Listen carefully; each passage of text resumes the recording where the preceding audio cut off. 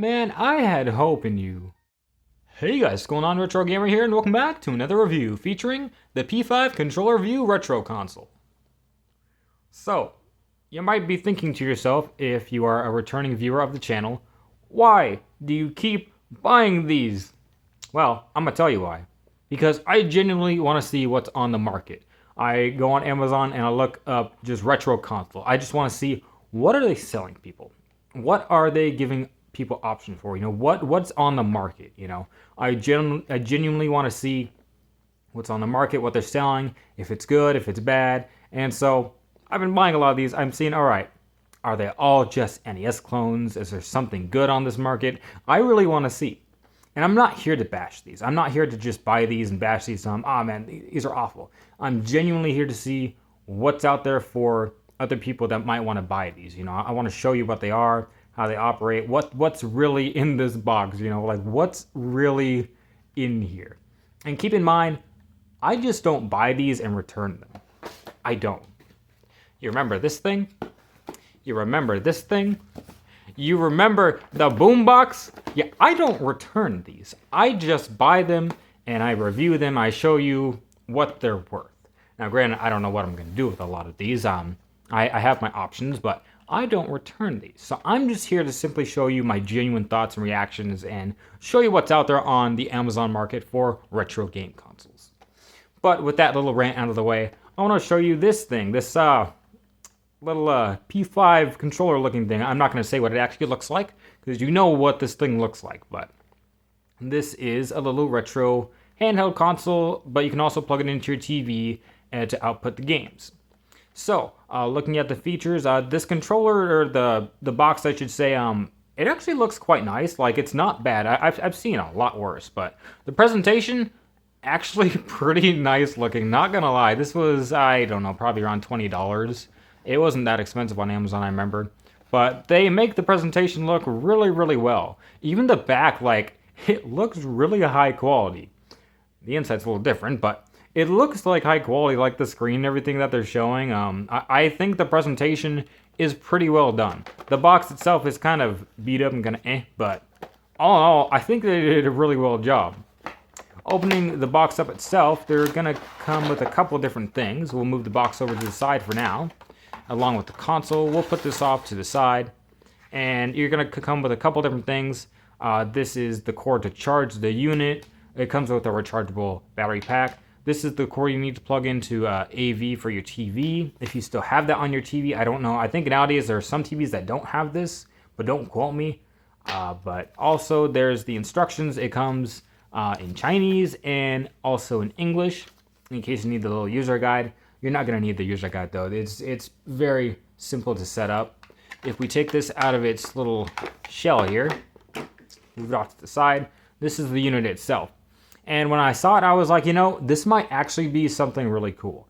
Now, granted, on the listing, it is very clear what this is. This is an NES clone. It is very clear. It doesn't try to hide that. But I thought it looks kind of cool. I was like, the shape of it all and the little screen, I'm like, this could actually be something decent. I said could, not that it would. But I thought that it could be something decent. And so I took the chance and I bought it. And it's not horrible. I mean, all the buttons actually feel really, really good. This is the D-pad, the A, B, X, and Y. This has the reset, the volume. The volume's a little odd. It's just like a low, high, and off, and then start and select, of course. And then on the top here, we have the switch to turn it on, the charging port, and then this is the port for the AV out for your TV. There's no buttons up here. This is just part of the plastic itself. On the back here is for the battery. And that's basically it for the unit itself. And if we turn it on, well, so, we've seen this before. We've seen this exact UI before. This is on a lot of these NES clone consoles. This is a 520-in-1. I'm going to tell you right now, it is not 520-in-1. It's probably more like 200-in-1. There's a lot of repeats. That's going to happen with a lot of these NES clone consoles. I want to zoom in here, though, and show you the UI itself. So, there's going to be, common games that you know, like Mario 1 and 3, and then they have those really weird, like, the 6 and 12 Marios, and, you know, you're going to get well-known titles, but you're also going to get really odd titles that you don't know about. As far as the games themselves, you know, with how they run, I've had mixed results. I want to go up. Let me reset this, and I want to show you the Super Contra, because what I've been seeing is I get a mixed result with these games. One of the most common things I've been getting is this weird screen tear, and I hope the camera will pick this up here. But I've been getting a really awful screen tearing. It is really bad. And I don't know if the camera is picking it up well, but if I zoom in, I might just get my chance here. Because the way the screen scrolls is really... Oh, you can see it. It's really awful. The way the screen scrolls, it like tears, and it's really bad. It is really bad. That's the most common thing I've been seeing with this clone. Other things that I have been seeing is if we go over to... Where is tennis? I was playing tennis earlier, and my guy, like, there's a lot of input lag on tennis, and I'm like, why? Like, most of the games don't have that, but for some reason, tennis has a lot of input lag. I really wanted to show that off, if I can find it, but it's gonna be a while here, because you're going through all these different games. As I said, like, there are some good games on here. All of them have different ways that they run. I mean, yeah, tennis. Let me show you this thing. So, watch when I press the button. You see how long that took? Like, I know with the original tennis, like, kind of acted that way, but, like, not that bad. Maybe I'm remembering tennis wrong on the NES, but oh my god, the amount of lag. Like, there's just a long wait time. Like, I don't think that's normal. It could be normal, but the most common thing I'm seeing is just that weird screen tear where, like, the screen, like, kind of, like, scrolls over itself, and I'm like, I don't like that. I really don't like that. That's the most common issue I've been seeing with this thing. I mean, you know, if we're looking at it from, I guess, a cheap standpoint, or if you just want an easy way to play some classic retro games that you used to grow up with, this is one of the more tolerable ones I've bought and I've played with. I wish the screen were a little nicer. It has bad viewing angles too. It is not pleasant to look at. The camera is doing it a little too good justice. Like, it's actually making it look decent. The screen in person is it is not good. I'm telling you, man.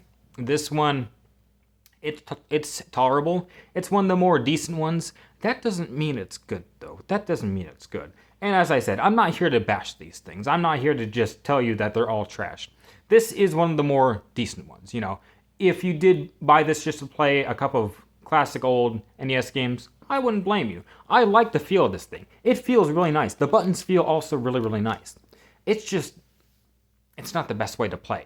But it's, I guess, maybe more enjoyable than using the touchscreen on your phone. I don't like touchscreen controls. If you just want buttons and you don't really care too much about how the screen looks, this might be a good option for you.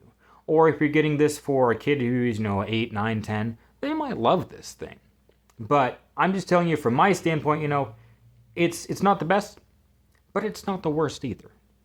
And, that's really the only conclusion I can come up with on this thing. It's not the best, but it's not the worst.